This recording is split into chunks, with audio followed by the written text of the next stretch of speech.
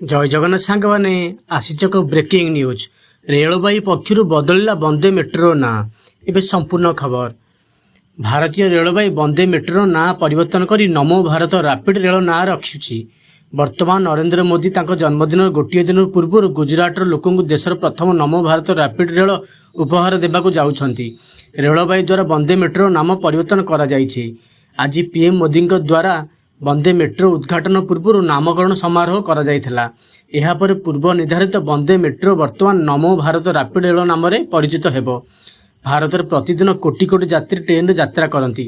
एहारी भितर गुजरात को आज नमो भारत रैपिड रेल स्वरूप को उपहार दि जाइछि। ए ट्रेन गुजरातर भुज रु अहमदाबाद पर्यंत चलिबो। नमो भारत रैपिड मेट्रो पर सर्वनिम्न भड़ा 30 टंका सहित जीएसटी मध्य रही। एसहित नमो भारत रैपिड मेट्रो रे सीजन टिकेट मध्य उपलब्ध रही। नमो भारत रैपिड रेल रे साप्ताहिक एमएसटी भड़ा 7 टंका, 15 दिना सीजन टिकेट 15 टंका और मासिक ट्रेन पास भड़ा 20 टंका धार्य करा जायछि।